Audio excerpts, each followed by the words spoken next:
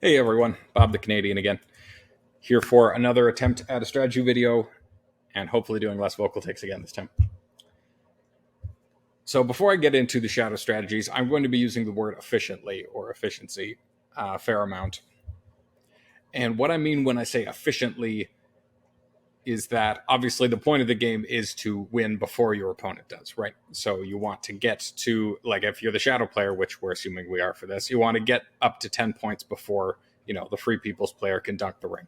So when I say efficiently, I means doing something that's going to help you get to 10 points with less dice rather than more. Because if you can do it in less dice, then obviously you're getting it done faster, so you're more likely to have actually accomplished it before your opponent wins. So an example of an inefficient play that I see every now and then, anyway, is this army in Morannon. Sometimes people will walk it over to Dol Guldur. So that's not necessarily always a poor choice, but to me anyway, this is just my opinion. I'm not the be-all and end-all of this game. That doesn't strike me as efficient because you're doing all that and only moving 5 orcs. In Mordor, there's 20 units, so that fits perfectly into 2 armies of 10 units, right? So if you're paying the 4 movement, like if you're paying for that truck to get here, the truck doesn't care if you're carrying 10 orcs or 5 orcs. You're spending the same amount of dice, so you might as well bring more orcs to the party. I get that you might be topping up the army in Dol Guldur, but there's troops over here to work with, and there's cards that might top you up a little bit. So it personally, if I'm spending 4 movement, let's undo back a little bit. It feels better to me to go 1, 2, 3, 4. So yeah, you haven't topped up this Dol Guldur army, but this is a whole army itself. Whereas walking those orcs over, you've only made the Dol Guldur army as strong as this army is, and now this army is here. Anyway, that's a little bit of a side tangent, but that's just the best example I can think of for efficiency. Another example for an inefficient play is when game circumstances make you switch back and forth between your targets. So say you've got Woodland Realm and Lorien under siege at the same time, and you have the Nazgul leadership over here on Woodland Realm, but you decide that you want to conquer Lorien first for some reason, so then you spend a character die and you move the Nazgul over there and you attack Lorien for a bit, and you don't finish conquering it, and you decide you need to go back to Woodland Realms, and you spend another character die moving them back. That's 2 attacks you've wasted, so you could have spent those character dice attacking instead of moving the Nazgul. So that's what I mean when I say that efficiently anyway. So first strategy we're going to look at is Gondor first. So that would look something like this. Like you move this army over there, and you put this army together down there, and then you put this army together there. So this is a classic line marshaling next to Gondor here. It's very ominous. Like these 2 guys in Osgiliath, they're scared out of their minds. They're very sad little men. So the point of this is that Gondor is not at war yet, and you have all these armies that are ready to sweep in here and put Dol Amroth and Minas Tirith under siege. So if you might want to wait for a turn where the Free Peoples don't have any musters, and then this army, hopefully with these 2 guys as well, is going to run and get Dol Amroth, and this army will go and get Minas Tirith. And this army will be left to support them if they need any support, and maybe clean up the settlement and sit on Pelargir if it needs it. So the downsides, let's start with the upsides. The upsides are that it's not very card reliant. It's not like you're sitting around waiting for new powers rising or orcs multiplying again. Like the armies are all here already. Like you've got these 30 units just sitting here ready to go. The other upsides is that after you've got all 5 points, you pretty much just have to watch out for dead men of Dunharrow, or maybe an army walking down to fight you for Minas Tirith. Like after you've got all of Gondor conquered, it's a fairly safe 5 points to keep. Again, aside from dead men of Dunharrow, that can almost be a pain. Other plus sides, it's if you're focusing Gondor first, you are likely to prevent the Free People's player from crowning Aragorn. So if that's something that you have difficulty dealing with, then that's great. You've prevented that. Or if you know your opponent just really likes doing that and it throws him off his game, then great. Often people like to keep Strider with the Fellowship anyway, so I don't view that as a huge asset to the plan. In fact, I might almost rather that my opponent crowns Aragorn, because the Fellowship's probably going to be slower that way. The other plus side to this is that because you're focusing Gondor first and you haven't put the elves to war, it's more likely that you'll be able to conquer Dol Amroth without Círdan's ships showing up and putting those 2 elven elites there. So that can certainly make that army better. Downsides are that if you are waiting for a turn with no musters intentionally, it might never come. So you might just have to rush it and let them muster up a little bit. So then neither of these strongholds are really that weak. Like this is pretty close to a full stronghold. If you attack here and even if they only have 1 muster, that's still another elite there. And that's not a very strong stronghold, but it's not free. It's not weak either. The other downsides are it's a little bit slow off the start because you have to walk all these armies out. Well, you don't have to, but that's often how it's done anyway. And you're also waiting for the Southrons to be mustered to war, and sometimes you don't have that many extra musters hanging around the first few turns. So it's a valid strategy. Like top players use it sometimes, and it certainly wins sometimes. It's not my favorite, but it's a reasonable strategy. So I'm just going to quick put all these armies back so we can talk about the next one. So number 2, I describe as Barad-dûr to Woodland Realm. So the idea here being that this army is going to walk all the way up here, and assuming you've got Saruman to war, notably, you need to have Saruman to war to walk this orc over here. That makes this a little bit trickier turn 1. If you roll one of those 0 musters, turn 1 is that this orc from North Dunland cannot walk into Moria unless Isengard is at war. That's one of those little details people miss sometimes. So anyway, this army's going to walk over here and join up with the army from Dol Guldur, have a cute little family reunion, and then go kill some elves. So the point of this is that it efficiently uses the smaller armies from Dol Guldur and Moria together to make one pretty big army, and also sends this army to hopefully besiege Woodland Realm and Lorien at approximately the same time, like one attack after the other. And hopefully the elves don't get to muster up too much. So the plus sides to this are that hopefully you are getting these strongholds fairly cheap. And also, if this army is in pretty good health, there's a good chance you can take Dale and Erebor too, and then you're all the way up to 7 points already. Obviously, it doesn't happen just like that, but a lot of fast military victories start like this. Okay, are there any other pros I had written down here? Yes, another pro is that by bringing this Isengard orc along, it makes Devilry of Orthanc playable, which might not be a useful combat card if you're doing Gondor first, or the third strategy that we're about to talk about. And Durin's Bane is also a combat card that's useful early because you're attacking Lorien. It also brings this larger army up north so that after you've done Woodland Realm, then you have all that left over. If you're just rushing Woodland Realm with the Dol Guldur army first, even if you conquer it, that army is likely to be pretty weak and you're going to need sizable reinforcements, whereas this army might need no reinforcements. Well, it'll probably need a little bit, but like these guys over here combined with this army after it's done with Woodland Realm is probably enough to deal with Erebor.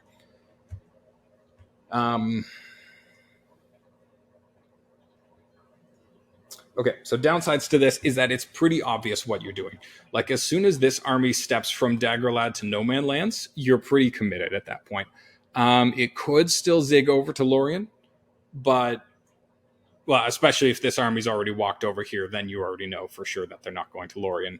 So if your opponent rolls next turn like 3 musters, then they can muster the elves down and start making your life a pain up here. The fact that it's obvious means it's also more likely that they will cycle strategy cards, maybe bringing Gandalf the White so they can play Fear Fire Foes or Book of Mazarbul. So just the fact that it's obvious and that your opponent can see it coming ahead of time makes it more likely that they're going to be able to do something about it and make your life more difficult. That being said, you might also just like have a turn with 6 army movements and they have no musters, and all of a sudden just boom, you're right there and there's nothing they can do about it. But that's a downside to the strategy anyway, is that it is obvious. Yeah, so often by the time this army has gotten there, this guy will be in the way. So then ideally you have a swarm of bats so he can't scouts away, but there is a risk that he'll be able to scouts in because it gives them lots of time to roll a hybrid, an H die. So that's a downside to doing it this way as opposed to the Dol Guldur army rushing in, because if you get that army in their turn 1 before they roll a hybrid die, then they don't have that opportunity to scouts into Woodland Realm. This also gives them, like I said, time to muster. If they muster the elves down even 2 steps and then still have a muster in hand, then you need to pick which one you're going to attack first. And that will put the elves to war, and then they can use that muster to muster an elite in the other stronghold. So these strongholds aren't as cheap as they were at game start a lot of the time. And then, of course, there's Thranduils and Celeborn out there. So an interesting question is, which of these strongholds do you attack first? Assuming like the cards haven't been played yet, so you don't know if he has Thranduil or Celeborn to make these strongholds stronger. It's tough. In general, I think it is easier to take out two strongholds that are both a 1/2/1 than one stronghold that's a 1/1/1 and one stronghold that's a 1/3/1. Now, the asterisk to that is that you have to also consider what this army is going to do. This army is still hopefully going to conquer the rest of Dew. This army is probably just going to sit here for the rest of the game, maybe come and help Rohan, but it might just sit there. So for that reason, it's also a little bit... it can be advisable to take Woodland Realm first, just so that this army is still strong afterwards to go and fight Erebor, and let this army deal with the 1/3/1. The real downside to that, though, is that if they do play Celeborn after that, now suddenly it's a 1/4/1, and that's a real pain to deal with. They're rolling 5 dice back at you the whole time. Also, besieging Lorien first, that means that if they happen to pick up Power 2 Great, now they can't muster in there. Whereas if it's the last die of the turn, you besiege Woodland Realm, Elves go to war. Next turn, they pick up Power 2 Great and play it. And now you've got a problem because you can't even walk there and in there to attack it until you discard Power 2 Great. You might be able to do that right off the start, but if you don't have the right cards, then it might not be an option to discard it. So anyway, that is most of that. Notably, this also leaves the door open for Orcs multiplying again, or Shadows on the Misty Mountains, or Pits of Mordor to all be somewhat helpful here for mostly bolstering this army or making this army worth bringing in. So we're just going to quick undo everything again so that we can talk about the last one. So the last one is very similar to that one, but with a significant enough variation that I've labeled it as a different strategy anyway. So that one starts with, I would label this one Barad-dûr to Lorien. So it starts with moving here. So you're already, at this point, just after 2 moves, there's a decent chance you're already going to throw off your opponent because they see this and they think, oh, clearly you're going Gondor first. You're not going up to Dew because you went this way. So a lot of the times, even at this point, your opponent will already muster Gondor down, which might be a misallocation, but it might not. And that's the real strength of this one, is it's not very committal. Unlike when this army marches up to the Dew line, it's not very obvious what you're going to do. It looks like you're going for Gondor, and you can. If that turn comes along with no musters, this army can attack all the way to Dol Amroth if you want. That's a valid option.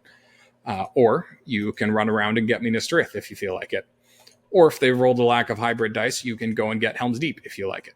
Or you can carry on your way to Lorien. And this might have taken long enough that now you've had a couple extra musters so that this army is a little bit stronger, and now it's ready to go get Woodland Realm. So the downside to this is that it's not as efficiently using the weaker armies because it's not grouping this together. And if Shadows on the Misty Mountains is in your hand, then it feels really bad because that's, 2 elites and a Nazgul that you could have mustered in for just a Palantir, but now they're not really useful because this army's already here and it's already probably strong enough to deal with Lorien. Like I said, the plus side, like the real plus side, the main reason that you play it like this is because when this army is here, it looks like you're going for Gondor first, but it's actually just as efficient to go to Lorien as it is to go to Woodland Realm for the Barad-dûr army. Right, so if you count the steps from Barad-dûr, it's 1, 2, 3, 4, 5, 6, 7, 8. It takes 8 dice to get from Barad-dûr to Woodland Realm, and it takes 1, 2, 3, 4, 5, 6, 7, 8. 8 dice to get from Barad-dûr to Lorien.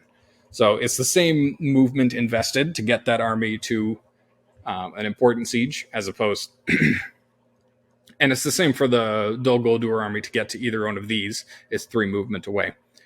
The difference is just that while it's going on this southern route, you have the option of attacking Minas Tirith, Dol Amroth, or Helm's Deep. So it makes it a lot harder for the Free Peoples to muster the elves down and get them to war. So like say they do get them 2 steps down like this, you don't have to go for Lorien anymore. You can go and do Rohan first. You can, enjoy the fact that they spent that hybrid die mustering down the elves and suddenly plunk yourself in West Emnet, and now this army is trapped and it can't get to Helm's Deep anymore. So I've really enjoyed the strategy for the flexibility that it shows. Credit to Pakia for pointing this out to me. Anyway. So downsides for this one, like I said, it doesn't use the Moria army efficiently. It also doesn't bring an Isengard unit over, so Devilry of Orthanc isn't usable early. unless you pick up like half orcs and goblin anyway. But that's true for any strategy. And the other con is that it can be easy to tempt yourself into doing something that you end up regretting. So sometimes you sit here and they don't have any hybrid dice. So you're like, ooh, yay, I got Minas Tirith at only 4 units. But you put Gondor to war, and then they muster up Dol Amroth, and you pick up Corsairs next turn. So then you're kicking yourself. Just the flexibility is also kind of a curse, is what I'm trying to say. Is that it gives you so many options that sometimes in one turn you have an ooh shiny moment and you run after something that maybe wasn't actually the best choice. So you do need to think your options through carefully here. Anyway.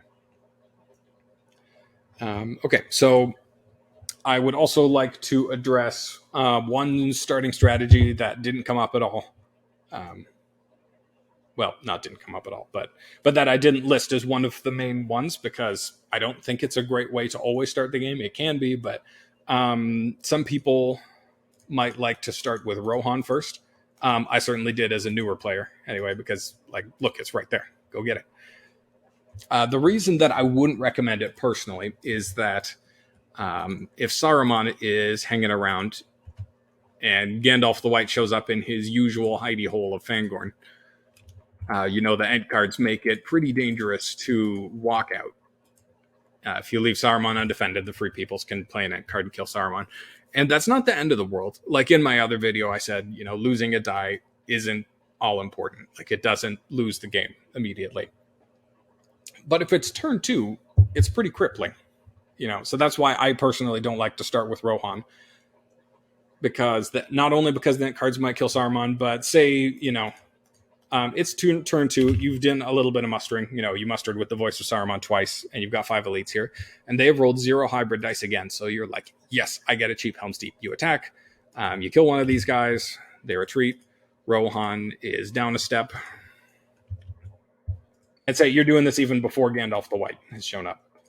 We're going to put Gandalf the White in the Fellowship because it's not possible in the game, and it looks funny. So you've attacked. They retreated. Rohan's down a step. The Free Peoples doesn't have anything to do, so you attack again. They're put to siege. And then you attack again, and you kill them, and they do a couple hits back. So that's great. You got your 2 points, and Rohan is at war. But the downside is that now this can be a little bit messy, especially if they have a couple of the Rohan mustering cards. So there's 3 of them out there. There's Eomer, and there's Riders of Theoden, and there's the Red Arrow that all add an elite and a regular to either Edoras or Eomer can go in any settlement.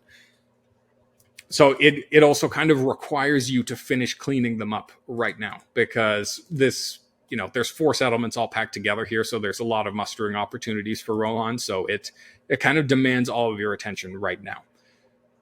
Because if you just sit there in Helm's Deep and let them muster up, then they're, slowly going to stack up a couple more elites and maybe some leadership like from those cards or from just mustering with muster dice. And suddenly this is an army that if this army got damaged a little bit more, there's a chance this army could retake Helm's Deep, or they might play Paths of the Woses and suddenly, you thought you were about to get Minas Tirith, but now it's completely unconquerable because there's that many elites and leadership in there.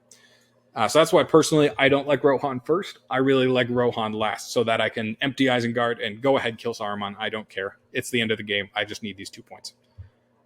Because especially losing Saruman early, you also lose card abilities. You can't play Palantir or Vorthank anymore. You can't use Fighting Uruk-hai. And what's the last one? Palantir. Fighting Uruk-hai. Oh yeah, New Powers Rising. You can play New Powers Rising for the mustering. So that, it's not the loss you think of immediately when you lose Saruman. What you think of immediately is, oh no, I lost my Warg leadership, and oh no, I lose my die every turn. But not being able to use those cards actually hurts a lot. More than once, anyway, me or my opponent have been planning on winning the game with Fighting Uruk-hai just to realize that, oh no, I let them kill Saruman. I can't play this anymore. So I can't think of that specifically deciding the game at any point, but it might have. Yeah, I think that is most of what I have to say. As always, it varies from game to game. Like situations will always change what's a correct or a wise choice. But yeah, thanks for watching. Have a good one.